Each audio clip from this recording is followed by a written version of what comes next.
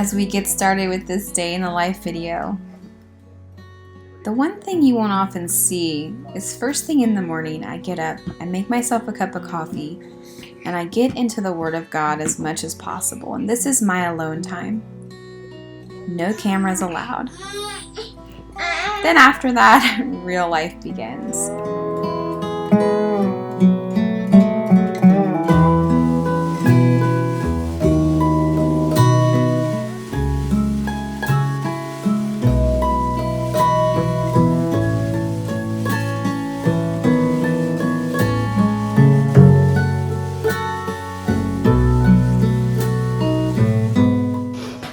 So, look at my hair. Wow. So, hi. With the way the crazy is going in the world today, and coming off of a week-long from the How to Grow Your Own Food series, I am video burnt out. And so I thought I would take you along with me today, just a simple day in the life of a homesteading mama. We feel like we've been virtually untouched by this whole thing that's going on in the world, minus information overload. And so I thought you might be able to use some normalcy, normal life in your day-to-day watching of videos. And so I hope that you'll join me today as we go along. We have a lot to do. I've got a lot of things to do, like a freezer to clean out, and we're getting a pig tomorrow, a butchered pig tomorrow. I've got to make elderberry syrup. I have to really like to can carrots today, but I don't know if I'm going to get to that. Laundry, lots of other things, fun things. So if you haven't already, please hit that subscribe button so you can be subscribed in case we have future videos, which of course we will. And you need to hit the notification bell too so you can get notified when the videos post. And let's get started with our day. So while Everett is finishing up his breakfast, I take this time to just tidy up the living room and get all the dirt up off the floor now that we have a crawling, super mobile baby. Yeah, this is probably something that should happen 10 times a day, but we do what we can do, right?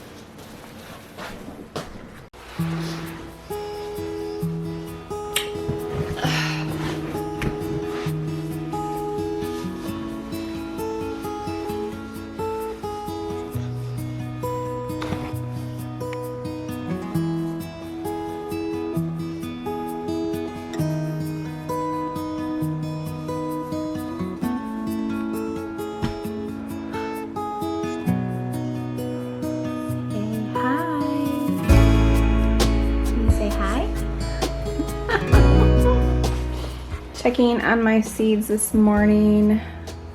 These are my elderberry plants. They're growing. They're doing good. I don't know if you can see or not. There it is. My tomato plants are growing. They're doing good. I really thought that I had killed some because they started wilting, but I think they're doing okay now. And here's some little pepper plants, growing big and strong.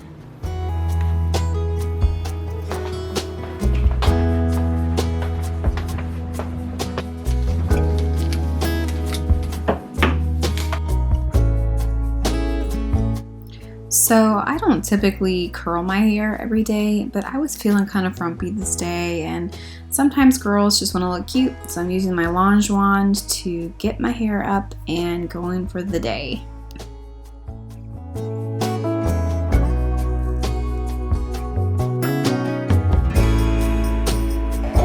Hello! Everett. What are you doing?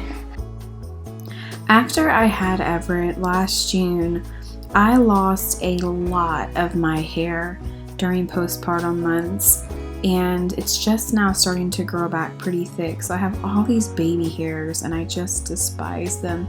But hey, at least I'm not bald, right?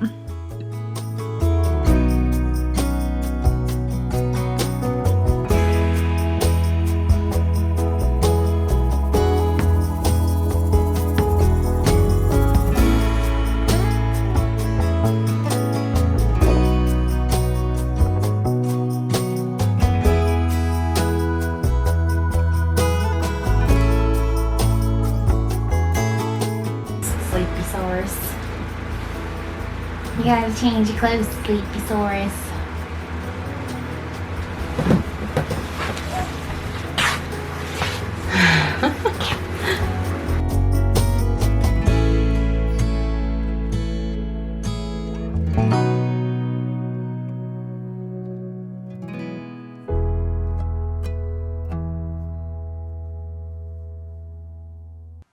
Now it's time to make elderberry syrup. With this batch, I'm actually adding a bunch of rose hips, which are great for extra vitamin C. You can find a link to my recipe and the video on how to make elderberry syrup in the description of this video.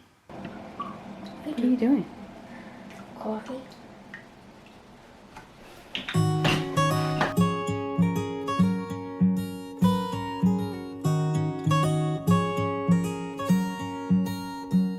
I know that you're curious, I know that you're strong, but life can be furious and things can go wrong. You go, we're better off tomorrow, but who knows, we get joy or sorrow. Alright, Christopher Columbus and other European explorers. Alright, stories of a new land have been told across Europe since the time of the Vikings, and Christopher Columbus was interested in finding it. One of a group of adventurous European explorers of time, he would set sail in an effort to reach Asia. Others would soon follow. Christopher Columbus believed he had landed on an island off the coast of the Indies. This is why he called the natives he encountered Indians.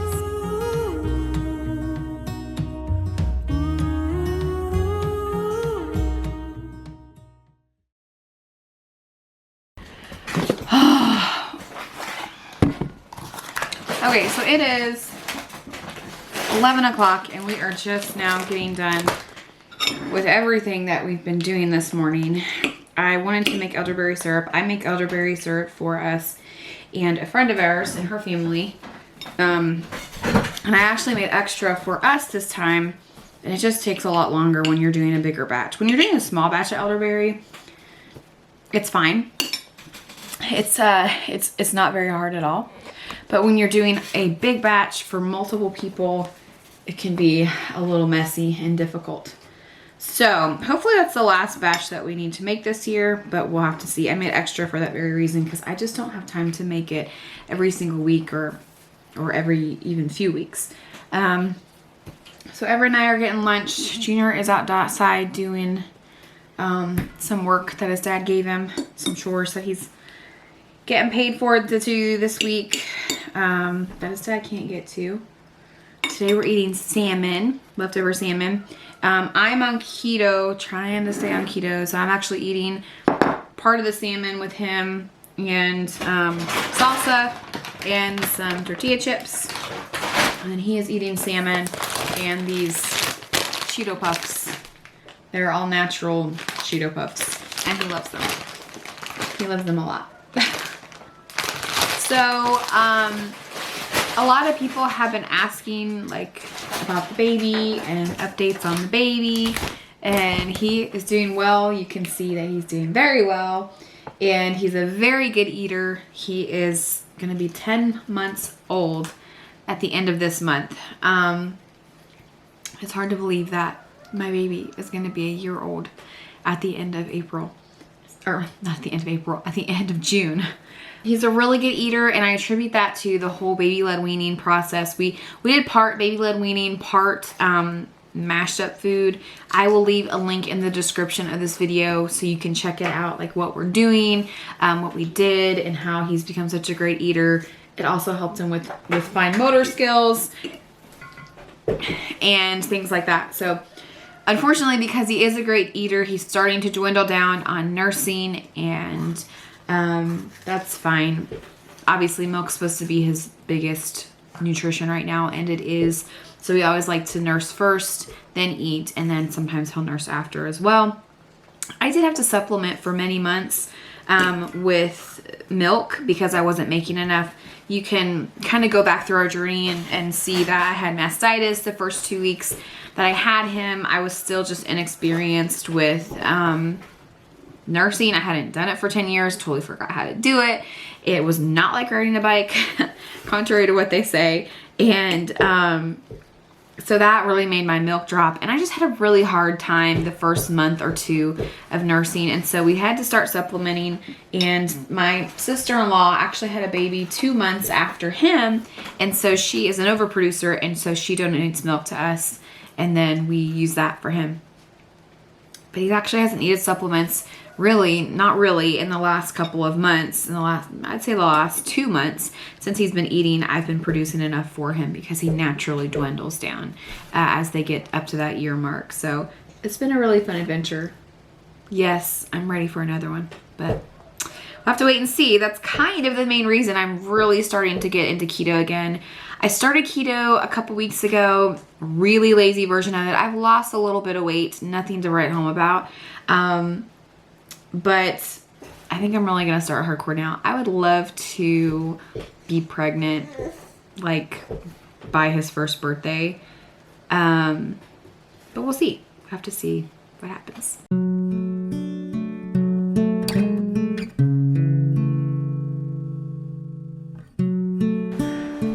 Okay. I got the kitchen mostly cleaned up.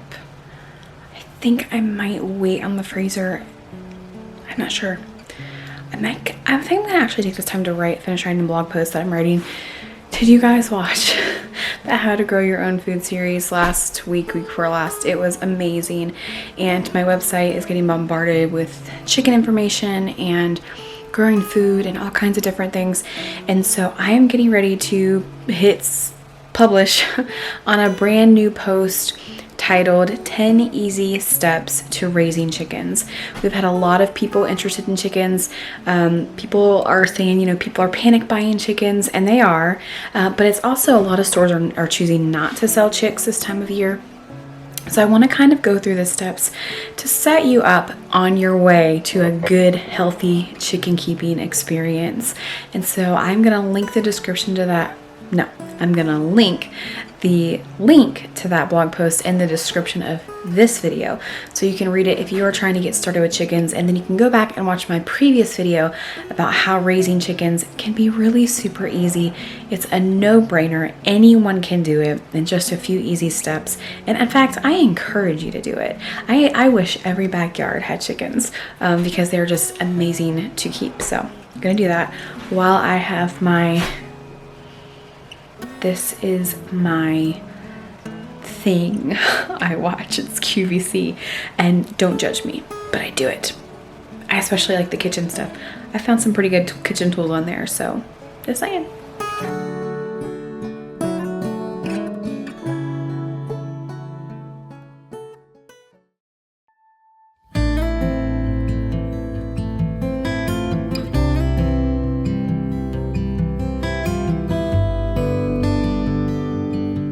Have you guys noticed how blue the skies are since there's no airplanes in it? Not a cloud in sight, not a streamline from the airliners. We skipped to the next day because we had to go pick up our pig. We'll talk more about that in a second, but I had to bask in the beauty of the Virginia countryside. It is budding with redbuds and forsythia, and spring is officially here. The trees are starting to get green. Just up ahead, there's a little one-room schoolhouse. I live not too far from here, and my grandmother actually attended school. See that red roof? In that one-room schoolhouse when she was a child, living on a farm not far from here. And it always makes me think about her when I drive past it and the life that they used to live right here in the countryside, right beside where I live now. To think, living right where my ancestors grew up. It's pretty amazing.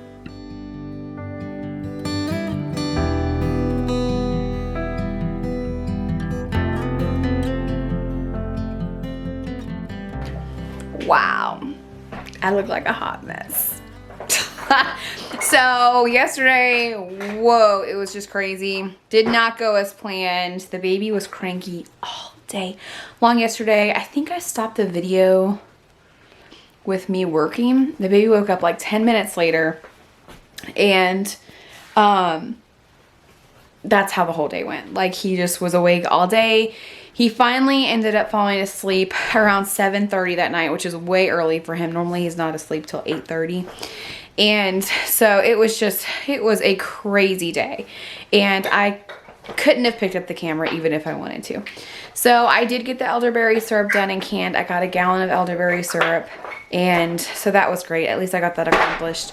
My husband, unbeknownst to me, actually had cleaned out the freezer like the week before. So I didn't have to clean out the freezer, but I knew needed to organize it. This morning we went and got the pig, a whole pig. And so I've got Junior taking it from the back of the Suburban all the way down to the freezer right now. He's not going to put it in the freezer. I'm going to do that. So I'm going to show you that process. And then give you a couple of tips on how to find a hog share and, you know, generally what it costs and types of meats that you can get to help you live more sustainably if you can't raise a pig yourself.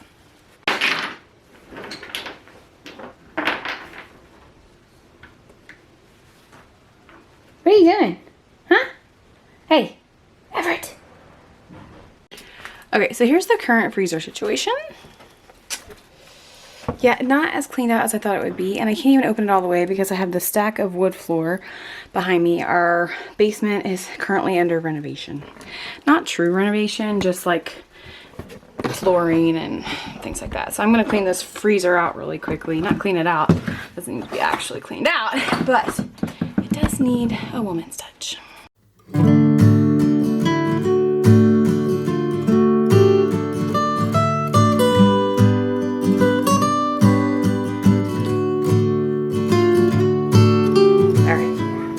See what we got? I got everything in this freezer by some chance, minus a pork shoulder. I'm keeping out a pork shoulder. The reason I could fit everything is because I took the rice out and some of last year's leaf fat that I need to process. So, whoa, let's get started. All right, so everything on this shelf, it's actually stacked double. So that plus 2 times 2. These are a couple things left over from last year. This is all sausage. I've got some more sausage down there. This is 2 hams. Funny story about that, I'll tell you in a second. And indeed, I forgot to tell you, but let's just say that's a ham cut in half. That's another story for another day. But it made 2 hams, which is pretty incredible.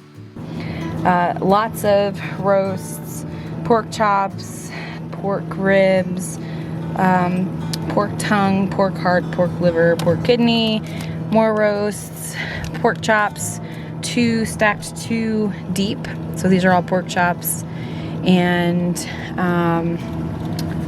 then some extra sausage stuck in some places. This is sausage from last year. But everything white that you see is the whole pig, and it doesn't look like a lot, but a lot of it is double stacked. So basically think that times 2. And this is how we carry stuff up and down basement stairs. What? All right, so the one thing I did not take to the freezer downstairs was these 2 big slabs of side meat. These, my friends, are going to become bacon. And our butcher, we're using a different butcher this time, they don't actually cure the bacon. They will slice it up for you and put it into individual packages, but they won't cure it or smoke it. So if we want it cured and smoked, that's something that we have to do. We do have a smoker, so I am going to go ahead and cure these. I'm not going to do it in this video, but that will be another video all on its own one day. They are rock hard solid right now, so I need to let them thaw out.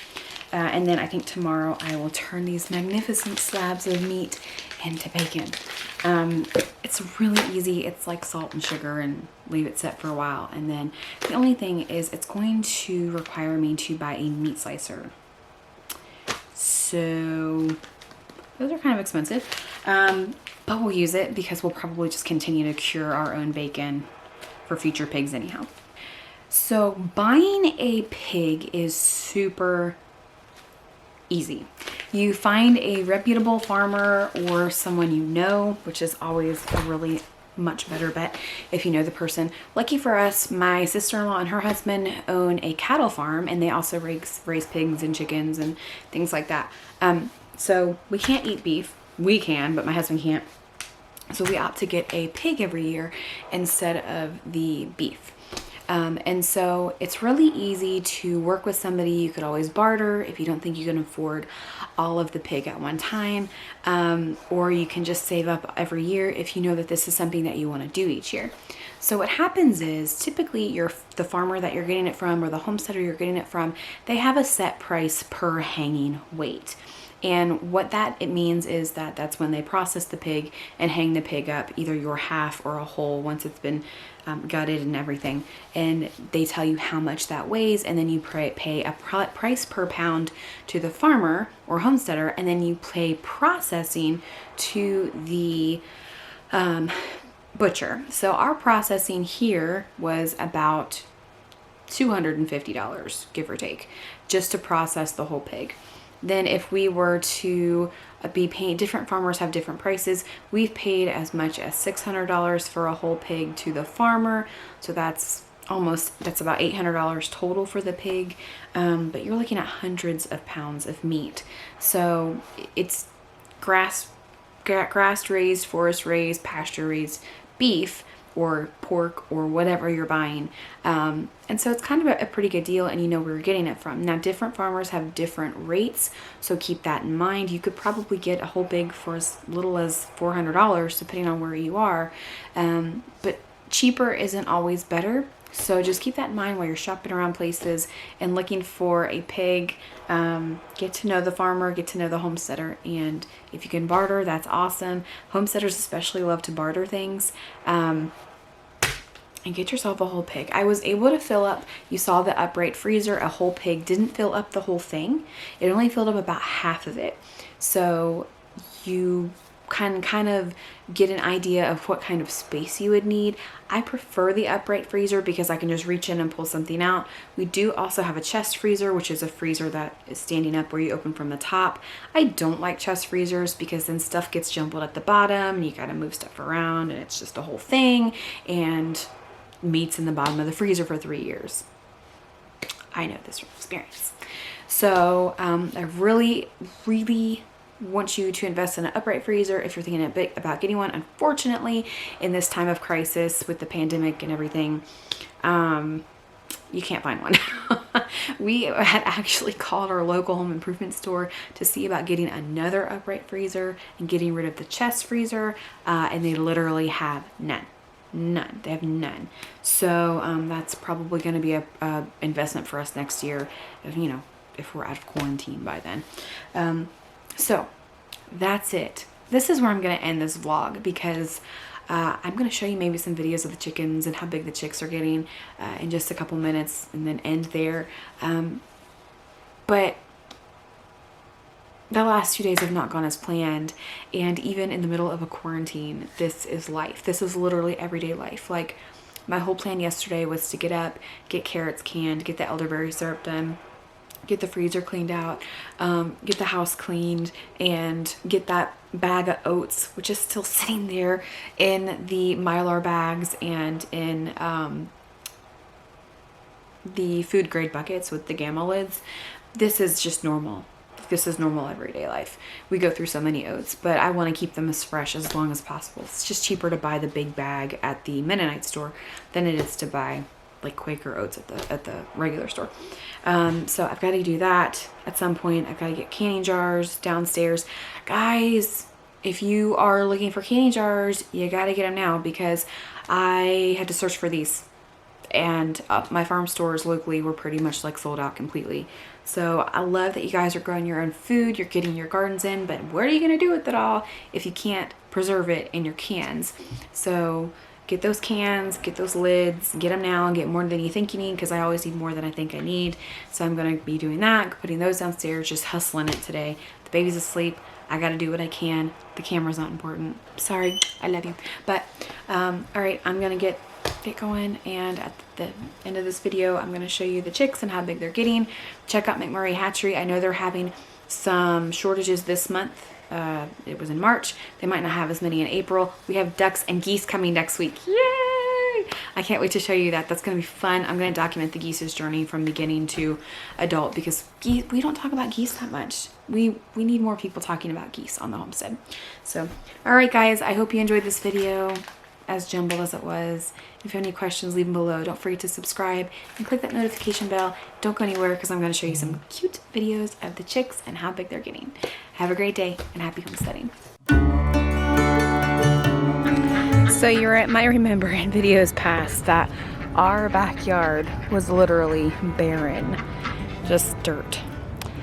For years we've been trying to figure out what would grow here in the wintertime. In the summertime it's a lot of different wild edibles, but in the wintertime it's literally dirt until that stuff comes in. So we figured out this year how to get green grass all during the winter and early spring. And this is actually a cover crop. So this is winter rye. A friend of ours actually suggested it to us, and it has done really well here. Now it will die off, but we are going to reseed we're going to come over and reseed it with another type of grass. It is so thick and beautiful. I mean, it's so wonderfully thick and amazing. We really are enjoying it. Hey, chickens! You know, it's really nice when kids do chores, but you kind of got to check on it every now and then, because this is why. Do you see how many eggs are in there? And there. And apparently we have a broody hen that I didn't know about. Hi, girl. You see how many eggs she's sitting on? Quite a few. That is why when kids do chores, let's check on them. Here are the chicks. They all ran over there, so you can't really see them. Here they come. Hi! Hi! How are ya?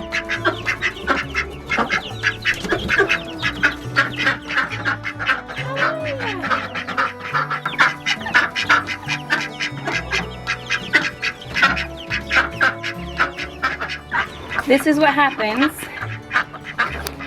when your kid says he collected eggs all week.